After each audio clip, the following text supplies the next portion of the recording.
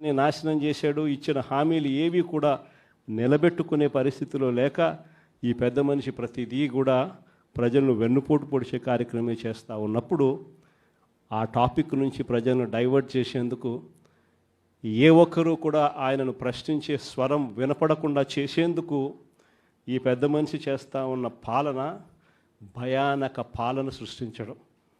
ఆ భయానక పాలన సృష్టించడంలో భాగంగా ఈరోజు రెడ్ బుక్ రాజ్యాంగం నడుస్తూ ఉంది.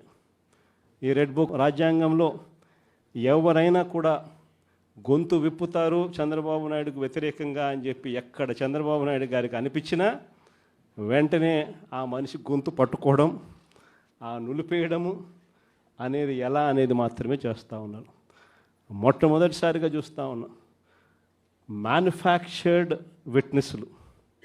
అంటే ఒక నేరంతో ఒక మనిషికి సంబంధం ఉండదు, కానీ ఏకంగా వీళ్ళకి సంబంధించిన ఒక వ్యక్తిని క్రియేట్ చేస్తున్నారు. ఆయన చేత ఆయనను అప్రూవర్ అంటున్నారు, ఆయన చేత ఇష్టం వచ్చిన మాటలు మాట్లాడిస్తున్నారు, ఒక ఎవిడెన్స్ మ్యానుఫ్యాక్చర్డ్ ఎవిడెన్స్ క్రియేట్ చేయిస్తున్నారు. ఆ మనిషితో ఈ మనిషి పేరు చెప్పిస్తున్నారు, ఈ మనిషిని ఇలా అరెస్ట్ చేస్తూ ఉన్నారు. ఇంతవరకు ఎప్పుడు హిస్టరీలో ఇటువంటి కార్యక్రమాలు ఎప్పుడు జరగల. ఒక తప్పుడు సాంప్రదాయానికి పెద్ద మనిషి చంద్రబాబు నాయుడు గారు ఈరోజు బీజం వేస్తూ ఉన్నాడు. ప్రతి నియోజకవర్గంలో కూడా పాత కేసు